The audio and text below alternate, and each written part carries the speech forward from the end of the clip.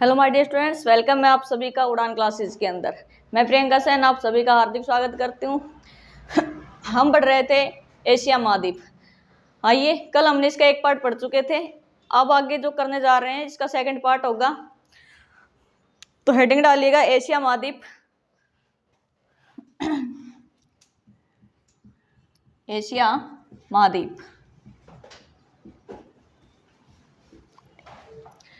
देखो, जो एशिया महाद्वीप है इसके अंदर हम क्या क्या पढ़ चुके हैं। इसके मुख्य जो पर्वत श्रेणियां थी वो पढ़ ली हमने, इसकी चोटियां थी वो पढ़ ली, जलवायु पढ़ी, घास के मैदान पढ़े और जो ऊंची चोटियां थी वो पढ़ी। ठीक है, आज जो हम पढ़ेंगे इसके अंदर इसकी झीलें होंगी। लिखिए, यहाँ की जो प्रमुख झील है वो कौन कौन सी है। लिखिए, प्रमुख झील, एशिया महाद्वीप की प्रमुख झील।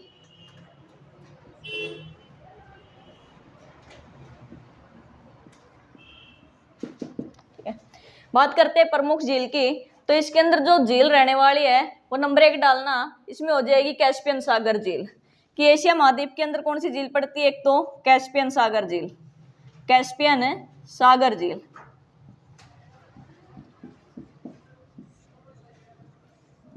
ये होगी कैस्पियन सागर झील। बात करते हैं इस कैस्पियन सागर झील की। जो ये कैस्पियन सागर झील है ये कहाँ पर है, तो ये पता होना चाहिए। दूसरा, जो कैस्पियन सागर झील है ये विश्व की सबसे बड़ी खारे पानी की झील है। लिखिए, कैस्पियन सागर झील विश्व की सबसे बड़ी खारे पानी की झील है।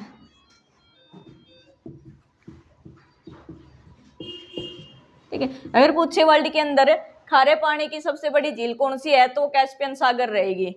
उसके बाद बात करते हैं जो कैस्पियन सागर झील है इसके साथ एक सागर नाम लगा हुआ है। क्यों लगा हुआ है, ये एक सागर की तरह बड़ी झील है। ठीक है, इसका वृत्त आकार होने के कारण इसको क्या कहा गया है, कैस्पियन सागर, यानी कि बड़ा आकार होने के कारण, वृत्त आकार होने के कारण इसको क्या कहा गया है, कैस्पियन सागर कहा गया है। इसके बाद अगर हम बात करें इसकी, जो कैस्पियन सागर झील है इसका जो नाम है वो कैसे पड़ा, इसका नाम पड़ा है, एक जाति थी कास्पी जाति। कौन सी जाति, कास्पी जाति। जो कास्पी जाति है ये इस कैस्पियन सागर जो झील है इसके आसपास रहती थी और उसी जाति के नाम पर किसका नाम पड़ा, कैस्पियन सागर नाम पड़ा, ये कैस्पियन। ठीक है, उसके बाद अगर हम बात करें जो कैस्पियन सागर झील है इसका विस्तार कहाँ कहाँ पर है, तो ये कुछ हिस्सा इसका यूरोप में है और कुछ हिस्सा एशिया के अंदर है। यूरोप और एशिया के अंदर, यूरोप और एशिया के अंदर है ये। यूरोप और एशिया के अंदर है कौन सी झील, कैस्पियन सागर झील। अगर हम बात करें ये कितने देशों में पड़ती है तो लिखिएगा, ये रूस के अंदर है। सेकंड लिखिए, अजरबैजान में है।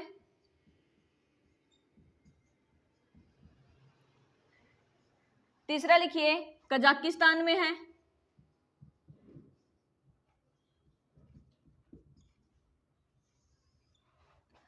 और चौथा लिखिए, तुर्कमेनिस्तान में है।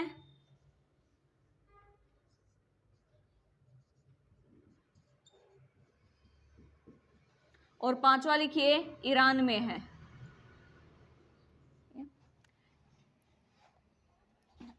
तो जो ये झील है ये रूस में, अजरबैजान में, कजाकिस्तान में, तुर्कमेनिस्तान में और ईरान के अंदर है।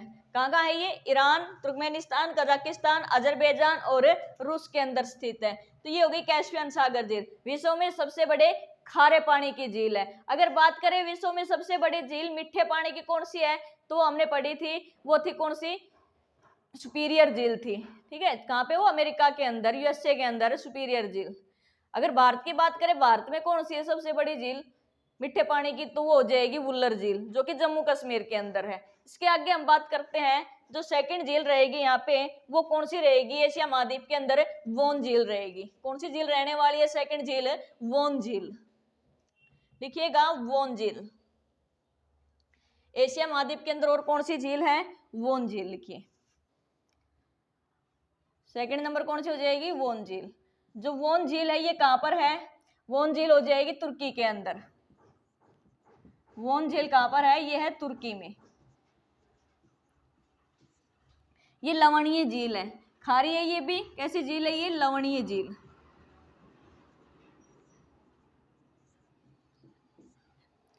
तीसरी अगर हम बात करें वोन झील के बाद तो कौन सी हो जाएगी यहाँ पे? मृत सागर झील। मृत सागर झील।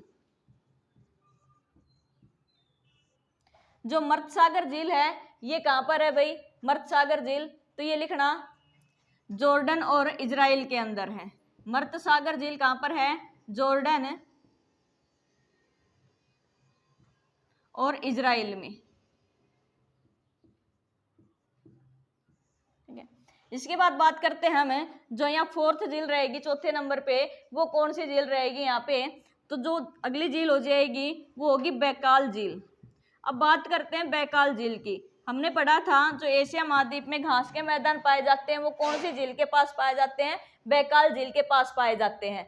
जो बैकाल झील है ये कहाँ पर है? ये रूस के अंदर है। कहाँ पर है ये बैकाल झील? ये रूस के अंदर है। और जो बैकाल झील है ये विश्व की सबसे गहरी झील है। अगर पूछा जाए कि वर्ल्ड के अंदर सबसे गहरी झील कौन सी है तो गहरी झील कौन सी हो जाएगी? वो हो जाएगी बैकाल झील। और इसके आसपास कौन से घास के मैदान बताए थे? स्टेपिज घास के मैदान बताए थे। इसके बाद आगे देखते हैं जो पांचवी झील रहेगी यहाँ पे वो कौन सी झील रहेगी? बीवा झील। कौन सी झील हो जाएगी वो? बीवा झील। जो बीवा झील है ये कहाँ पर है? ये है जापान के अंदर। और जापान की सबसे सुंदर झील कौन सी है? बीवा झील है। जापान की सबसे सुंदर झील। जापान की सबसे सुंदर झील। तो ये हो गई यहाँ की कुछ प्रमुख झीलें। प्रमुख झील कौन कौन सी हो गई है यहाँ पे? वोन झील हो गई तुर्की के अंदर जो लवणीय झील है। मृत सागर झील कहाँ पर है? जॉर्डन इजराइल के अंदर है। उसके बाद बैकाल झील कहाँ पर है? ये रूस के अंदर विश्व की सबसे गहरी झील है। बीवा झील जापान के अंदर है, जापान की सबसे सुंदर झील है। एक हमने पढ़ी है यहाँ पे कौन सी? कैस्पियन सागर झील। उसके बाद हम आगे बात करते हैं यहाँ पे कि यहाँ के जो प्रमुख मरुस्थल है वो कौन कौन से हैं। लिखिए जो प्रमुख मरुस्थल हैं वो कौन कौन से रहने वाले हैं। नदियां हमने कल पढ़ ली थी यहाँ की, झील हो गई है। इसके बाद रहेंगे यहाँ के प्रमुख मरुस्थल।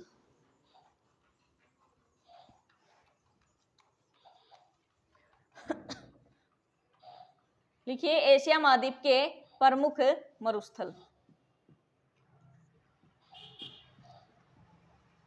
अब जो प्रमुख मरुस्थल है वो कौन कौन से हैं भाई यहाँ पे? सबसे पहले डालिए गोबी मरुस्थल। कौन सा मरुस्थल हो जाएगा? गोबी मरुस्थल। अगर बात करें जो ये गोबी मरुस्थल है ये कहाँ पर है? तो ये चीन और मंगोलिया के अंदर है। कहाँ पर है ये? चीन और मंगोलिया के अंदर है। इसके बाद बात करें कि जो गोबी मरुस्थल है ये एशिया महाद्वीप का सबसे बड़ा मरुस्थल है। एशिया महाद्वीप का सबसे बड़ा मरुस्थल कौन सा है? गोबी मरुस्थल है। एशिया महाद्वीप का सबसे बड़ा मरुस्थल वो कौन सा है? तो वो गोबी मरुस्थल है। अगर इसके बाद देखें हम जो गोबी मरुस्थल है इसको 3 हिस्सों में बांटा हुआ है भाई। कितने भाग बना रखे हैं इसके? 3 भाग, यानी कि 3 पार्ट बना रखे हैं। एक तो हो जाएगा तकला मरुस्थल। ठीक है, कौन सा हो जाएगा? तकला मकान मरुस्थल। तकला मकान मरुस्थल। ठीक है। सेकंड हो जाएगा अल्सन मरुस्थल। अल्सन मरुस्थल। तीसरा हो जाएगा यहाँ से मुअस मरुस्थल। ठीक है, तो तकला मकान, अल्सन और मुअस मरुस्थल इसी गोबी मरुस्थल के भाग बना रखे हैं। कहाँ पर है ये? चाइना में। अगर पूछ ले तकला मकान भी कहाँ पे है तो चाइना के अंदर हो जाएगा। इसके बाद हम आगे बात करते हैं इसमें जो गोबी मरुस्थल है इसके बाद कौन सा मरुस्थल पढ़ेंगे। अच्छा एक और बात लिख लेना इसके अंदर, जो गोबी मरुस्थल है ये कैसा मरुस्थल है? ये ठंडा मरुस्थल है। कैसा मरुस्थल है ये? शीत मरुस्थल है, यानी कि ठंडा मरुस्थल है। इसके बाद आगे बात करते हैं हम जो सेकंड मरुस्थल रहेगा यहाँ का वो कौन सा रहने वाला है? जो सेकंड मरुस्थल रहेगा वो रहेगा थार मरुस्थल। अब जो थार मरुस्थल है वो कहाँ पे पड़ता है? अपने भारत के अंदर बहुत ज्यादा है। वो भारत और पाकिस्तान के अंदर फैला हुआ है थार मरुस्थल। ठीक है, तो भारत का सबसे बड़ा मरुस्थल कौन सा हो जाएगा? वो हो जाएगा थार मरुस्थल। लिखिए सेकंड कौन सा हो जाएगा? थार मरुस्थल। जो थार मरुस्थल है ये कहाँ पे पड़ता है? ये है भारत और पाकिस्तान के अंदर। कहाँ है ये? भारत प्लस पाकिस्तान। तो भारत के अंदर ये कितना है, 85% है। 85% थार मरुस्थल का हिस्सा भारत के अंदर आता है और 15% हिस्सा पाकिस्तान के अंदर आता है। अब जो थार मरुस्थल है ये लिखना भारत का सबसे बड़ा मरुस्थल है, भारत का सबसे बड़ा मरुस्थल। उसके बाद करते हैं जो थार मरुस्थल है ये भारत के कितने राज्यों में है, तो ये सबसे ज्यादा तो राजस्थान के अंदर है, राजस्थान के बाद कुछ थोड़ा बहुत हिस्सा इसका गुजरात के अंदर है, गुजरात के बाद ये पंजाब में, और पंजाब के बाद हल्का फुल्का हिस्सा कहाँ पे, इसका हरियाणा के अंदर है। बात करें जो थार मरुस्थल है, जो राजस्थान है इसका 61% हिस्सा थार मरुस्थल के अंदर है। राजस्थान का 61% जो हिस्सा है क्षेत्रफल के हिसाब से बात करें तो कहाँ आता है, वो राजस्थान के अंदर आता है। राजस्थान के कितने जिले थार मरुस्थल में पड़ते हैं देखना, वो हो जाएगा यहाँ पे, सबसे पहले डालना, लिखिए यहाँ पे, एक तो हो जाएगा हनुमानगढ़, चूरू, बीकानेर, जोधपुर और लिखना बाड़मेर, लिखना जैसलमेर। ठीक है, तो जो राजस्थान का हनुमानगढ़ जिला है, चूरू जिला है, बीकानेर है, जोधपुर है, बाड़मेर है और जैसलमेर है, ये कहाँ पे पड़ते हैं, ये थार मरुस्थल के अंदर पड़ते हैं भाई। ठीक है, अब इसके बाद आगे बात करते हैं थार मरुस्थल के बाद कौन सा मरुस्थल रहेगा, नोट करिए इसको जल्दी से कि जो थार मरुस्थल है उसके बाद कौन सा मरुस्थल रहने वाला है, लिखना हेलमंद मरुस्थल पड़ते हैं भाई। तीसरा कौन सा हो जाएगा यहाँ पे, हेलमंद मरुस्थल। जो हेलमंद मरुस्थल है वो कहाँ पे है बताइए, जो हेलमंद मरुस्थल है वो कहाँ पे रहने वाला है, एक होगा किजुलकुम मरुस्थल, लिखिए। अगला तीसरा हो जाएगा हेलमंद मरुस्थल। जो हेलमंद मरुस्थल है वो कहाँ पे है, अफगानिस्तान के अंदर है। कहाँ पर है ये, अफगानिस्तान में है। उसके बाद बात करते हैं हम, जो चौथा मरुस्थल रहेगा वो कौन सा रहेगा, किजुलकुम मरुस्थल।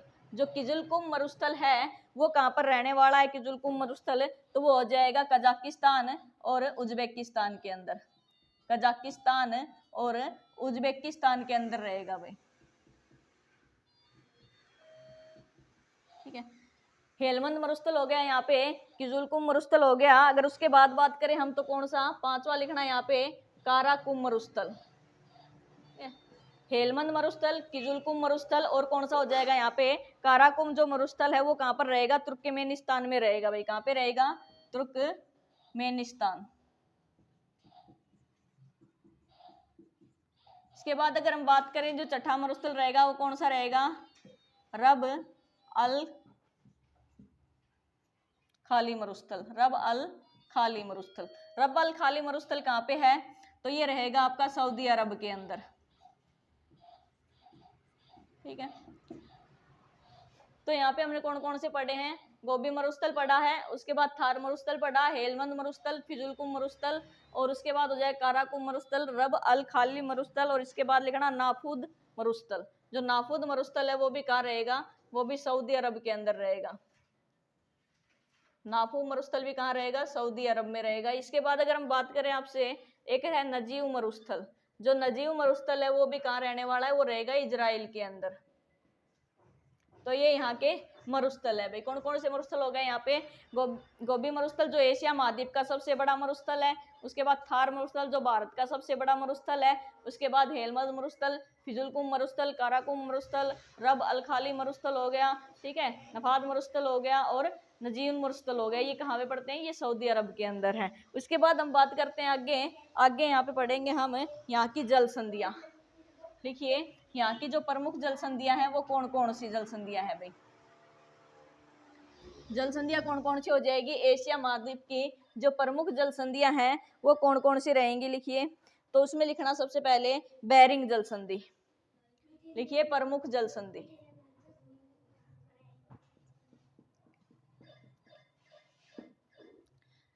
सबसे पहले डालना बेरिंग जल संधि। जो बेरिंग जल संधि है वो लिखिए। बेरिंग जल संधि लिखना किस किस को अलग करती है ये, तो ये एशिया और नॉर्थ अमेरिका को अलग करती है भाई, एशिया और नॉर्थ अमेरिका को अलग करती है।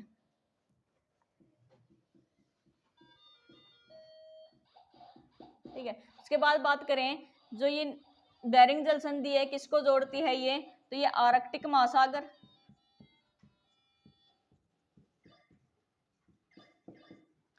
और प्रशांत महासागर को जोड़ती है।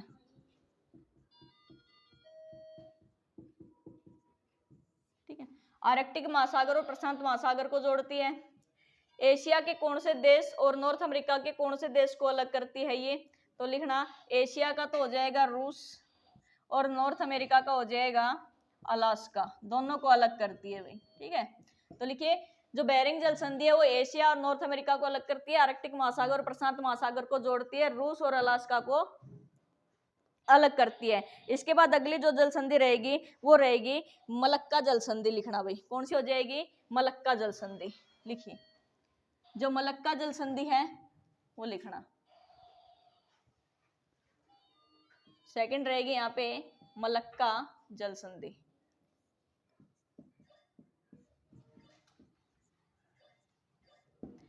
मलक्का जल संधि लिखना इंडोनेशिया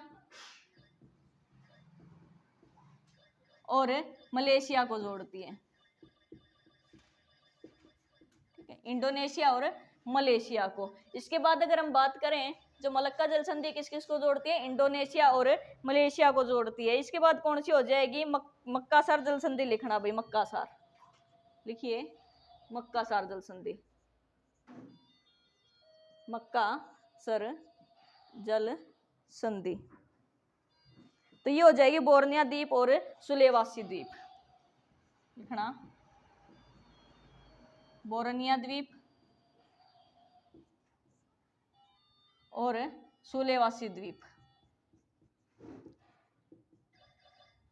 ठीक है, अब ये जो बोर्निया द्वीप है और सुलेवासी द्वीप है दोनों के दोनों किसके हैं भाई, ये इंडोनेशिया के द्वीप है, क्योंकि जो इंडोनेशिया है वो द्वीपों का समूह है। ठीक है, इंडोनेशिया के अंदर सबसे ज्यादा द्वीप है, इंडोनेशिया द्वीपों का समूह है। अगर हम इसके बाद बात करते हैं इसके अंदर अगली जो जल संधि रहेगी वो कौन सी रहेगी, पाक जल संधि। लिख लो पाक जल संधि किस किस के बीच है भाई, पाक जल संधि। जो पाक जल संधि है वो लिखना वो हो जाएगी भारत और श्रीलंका के बीच, भारत और श्रीलंका के बीच। ठीक है, तो पाक जल संधि किसके बीच हो गई, भारत और श्रीलंका के बीच हो गई। अगर उसके बाद बात करें हम तो अपने अगली हो जाएगी सुंडा जल संधि जो सुमात्रा द्वीप और जावा द्वीप के बीच है। सुंडा जल संधि ये किस किस के बीच रहेगी, सुमात्रा और जावा द्वीप। ठीक है, एक है छठी जल संधि। लिखना होर्मुज जल संधि, होर्मुज जल संधि। ये हो जाएगी ओमान की खाड़ी और पारस की खाड़ी। ठीक है, ओमान की खाड़ी और पारस की खाड़ी के बीच कौन सी जल संधि है, तो होर्मुज जल संधि है। इसके बाद अगर हम बात करें आगे तो ये इसकी यहाँ की क्या हो गई है, प्रमुख जल संधियां हो गई है। क्या हो गई है यहाँ की प्रमुख जल संधियां। इसके बाद देखते हैं आगे यहाँ की जो खाड़ियां हैं वो कौन कौन सी है भाई। देखिए खाड़ियां एशिया महाद्वीप की प्रमुख खाड़ियां कौन कौन सी हैं, तो लिखिएगा जो एशिया महाद्वीप की प्रमुख खाड़ियां हैं वो कौन कौन सी हो जाएंगी, वो हो जाएंगी यहाँ पे पो हुई की खाड़ी। लिखो ये कल भी बताई थी, पो हुई की खाड़ी ये कहाँ पर है, ये चीन के अंदर है। पो हुई की खाड़ियों से कौन सी नदी निकली थी, हांगो नदी। और कहाँ पे गई थी ये, हांगो नदी किसके अंदर विलुप्त हुई थी बताइए। उसके बाद लिखना जो सेकंड रहेगी मर्तबान खाड़ी। जो मर्तबान खाड़ी है ये कहां पर है, ये म्यांमार के अंदर है। फिर इसके बाद बात करें हम टिंकांग खाड़ी, टिंकांग खाड़ी ये कहां पर है, तो ये है वियतनाम के अंदर। कहां पर है ये, वियतनाम। ठीक है, मर्तबान खाड़ी टिंकांग खाड़ी ये कहां पर है, मर्तबान वाली म्यांमार में है और टिंकांग खाड़ी कहां पे पड़ती है, तो वियतनाम में है। पोहुई की खाड़ी चीन के अंदर है। अगर आपसे बात करें, कल यहाँ ने एक छोटी सी मिस्टेक हो गई थी जो हमने पढ़ी थी कि जो ये हिमालय जो पर्वत श्रृंखला है, ये विश्व की सबसे लंबी पर्वत श्रृंखला है, उसमें 7400 किलोमीटर करवाई थी, तो वहां पे ना 2400 किलोमीटर कर लेना। जो हिमालय वाली पर्वत श्रृंखला है वहां पे क्या हो जाएगा, वो 2400 किलोमीटर हो जाएगा भाई उसकी लंबाई। ये सही कर लेना तुम, कल तुम्हें गलत लिखवा दिया था ये। इसके बाद आगे करते हैं हम। देखो जो अपना एशिया महाद्वीप था वो तो खत्म हो गया है, क्योंकि उसकी खाड़ियां पढ़ ली है हमने, इंपोर्टेंट जो जल संधियां थी वो पढ़ ली है, मरुस्थल पढ़ लिए हैं, झील पढ़ ली है, ठीक है, पठार पढ़ लिए, पर्वत पढ़ लिए, ऊंची चोटियां पढ़ ली। अब इसके बाद हम बात करते हैं कि जो एशिया महाद्वीप के कुछ इंपोर्टेंट देश है भाई, ठीक है, जो हमें याद रखने हैं, जिनकी राजधानी याद होनी चाहिए, उनमें किस चीज का मुख्यालय खोला गया है, वो चीजें हमें याद होनी चाहिए, ठीक है। अगर हम बात करें सबसे पहले एशिया महाद्वीप के अंदर, तो लिखना चीन के बारे में लिखना भाई थोड़ा सा, ठीक है। चीन के अंदर, चीन किसके अंदर आता है, ये एशिया महाद्वीप के अंदर आता है चीन, ठीक है। जो चीन है, सबसे पहले इसकी राजधानी क्या है, तो इसकी राजधानी क्या हो जाएगी, इसकी राजधानी हो जाएगी बीजिंग। क्या हो जाएगी इसकी राजधानी, बीजिंग, ठीक है। तो चाइना है, इसके राष्ट्रपति कौन है, तो राष्ट्रपति हो जाएंगे यहाँ पे शी जिनपिंग, शी जिनपिंग, ठीक है। शी जिनपिंग यहाँ के राष्ट्रपति हैं। उसके बाद अगर हम बात करें, जो चाइना है,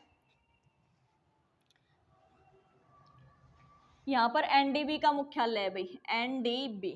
एनडीबी क्या है, न्यू डेवलपमेंट बैंक, ठीक है।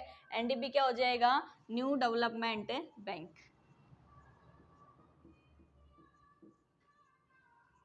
न्यू डेवलपमेंट जो बैंक है ये। जो न्यू डेवलपमेंट बैंक है, इसका मुख्यालय कहाँ पर है, हेडक्वार्टर है, तो वो कहाँ पर है, वो संघाई के अंदर है भाई। कहाँ पर है इसका, संघाई में है, ठीक है। अगर हम बात करें जो एनडीबी है, न्यू डेवलपमेंट बैंक है, इसको स्थापना किन्होंने की थी, तो ब्रिक्स जो देश है, ब्रिक्स देश, उनके संगठन ने इसकी स्थापना की थी। बात करते हैं जो ब्रिक्स है, लगाना जो ब्रिक्स है वो क्या है, देखिए ब्रिक्स, ब्रिक्स एक संगठन है, BRICS। बी से क्या है, ये ब्राजील है, आर से क्या हो जाएगा भाई, रूस हो जाएगा, आई से इंडिया हो जाएगा, और सी से क्या हो जाएगा, चीन हो जाएगा, और ये हो जाएगा साउथ अफ्रीका। क्या हो जाएगा, ये साउथ अफ्रीका, ठीक है। काफी बार इनकी जो मुद्राएं हैं वो भी पूछी जाती है पेपर के अंदर। ब्राजील में क्या चलते हैं भाई, ब्राजील के अंदर रियाल चलते हैं, ब्राजील की मुद्रा क्या हो जाएगी, रियाल हो जाएगी। रूस की मुद्रा क्या है, रूबल है। चाइना की मुद्रा क्या है, रेमनबी, रेमनबी, ठीक है, या फिर युआन, रेमनबी या फिर युआन, ये चीन की मुद्रा है। साउथ अफ्रीका के अंदर क्या चलते हैं, रैंड चलते हैं। क्या चलते हैं यहाँ पे, रैंड चलते हैं। और इंडिया का तो आपको पता ही है, रुपया चलता है। क्या चलता है, रुपया, ठीक है। तो ये ब्रिक्स की क्या है, मुद्राएं, इन्होंने न्यू डेवलप्ड बैंक की क्या की, मिलकर के स्थापना की है। उसके बाद बात करते हैं हम, जो चाइना की मुख्य नदी हांगो नदी, कल पढ़ा था हमने, हांगो नदी कहाँ पर, ये चाइना के अंदर है। हांगो नदी को चाइना का शोक बोला जाता है, ठीक है। और उसके बाद अगर हम बात करें चीन के बाद, तो क्या हो जाएगा, रूस। रूस के बारे में लिख लिए थोड़ा, चाइना के बाद रूस। सेकंड देश लिखना है यहाँ पे रूस। पहले रूस की जो राजधानी वो क्या है, मॉस्को। मॉस्को जो है ये कौन सी नदी के किनारे पड़ता है, तो मॉस्कोवा नदी। कौन सी नदी हो जाएगी, मॉस्कोवा नदी हो जाएगी। उसके बाद अगर हम बात करें, जो रूस है इसके राष्ट्रपति कौन है, राष्ट्रपति हो जाएंगे यहाँ के व्लादिमीर पुतिन। व्लादिमीर पुतिन यहाँ के राष्ट्रपति हैं, ठीक है। उसके बाद हम बात करते हैं आगे, रूस के बाद जापान की हेडिंग डाल लो, जापान। जापान की राजधानी क्या है भाई, टोक्यो है, ठीक है। जो जापान है उसकी राजधानी क्या है, टोक्यो है। जापान की राजधानी क्या हो जाएगी, टोक्यो हो जाएगी। उसके बाद देखिए, जापान की राजधानी हमने क्या पढ़ी है, टोक्यो, ठीक है। टोक्यो जो शहर है वो कौन सी नदी के किनारे है, अराकाओ नदी के किनारे, अराकाओ नदी के किनारे, ठीक है। जापान के जो प्रधानमंत्री हैं वो कौन है, फुगिया। लिखना कौन है, फुगिया किसोदा।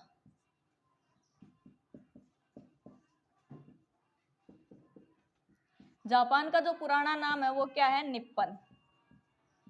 ठीक है, जापान को उगता हुआ सूर्य का देश कहते हैं। उगता हुआ सूर्य का देश किसको कहते हैं, जापान को बोलते हैं। टेक्नोलॉजी में सबसे आगे देश कौन सा है, टेक्नोलॉजी में, तो वो जापान हो जाएगा भाई। टेक्नोलॉजी के अंदर सबसे आगे देश कौन सा है, जापान है। अगर बात करें हम कि जो 2020 के ओलंपिक हुए थे वो कहाँ पर हुए थे, टोक्यो के अंदर हुए थे भाई। ठीक है, 2020 के ओलंपिक कहाँ पर हुए थे, टोक्यो के में हुए थे। अगर हम बात करें जो टोक्यो के अंदर ओलंपिक हुए थे उसमें कितने मेडल आए थे अपने पास, टोटल जो मेडल आए थे वो कितने आए थे, तो 7 मेडल आए थे। टोटल कितने मेडल थे, 7 आए थे। 7 किस प्रकार से थे, 1 + 2 + 4। जो 1 मेडल था वो क्या था, गोल्ड का था, और जो 2 मेडल थे वो किसके थे, सिल्वर के थे, और 4 मेडल किसके आए थे, ब्रॉन्ज के आए थे। यहाँ तक आया। इसके बाद हम आगे करते हैं,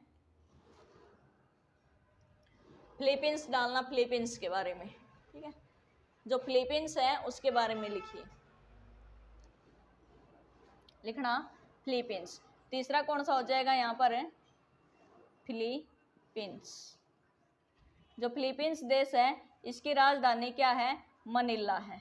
क्या है इसकी राजधानी, मनीला है। इसके बाद बात करें जो फिलीपींस देश है यहाँ पर किसका मुख्यालय है भाई, अंतर्राष्ट्रीय अनुसंधान केंद्र। ठीक है, अगर बात करें अंतर्राष्ट्रीय चावल अनुसंधान केंद्र कहाँ पर है, चावल अनुसंधान केंद्र, तो ये कहाँ पर है, मनीला के अंदर है। अंतरराष्ट्रीय चावल अनुसंधान केंद्र का मुख्यालय कहाँ पर है, मनीला के अंदर है। सेकंड बात अगर हम करें यहाँ पर एडीबी का मुख्यालय, एशियाई डेवलपमेंट बैंक। ठीक है, एडीबी का मुख्यालय भी कहाँ पर है, एडीबी का हेडक्वार्टर, तो वो कहाँ पर है, वो भी मनीला के अंदर है भाई। ठीक है, इसके बाद अगर हम बात करें एडीबी की फुल फॉर्म क्या हो जाएगी यहाँ पर, एशियन डेवलपमेंट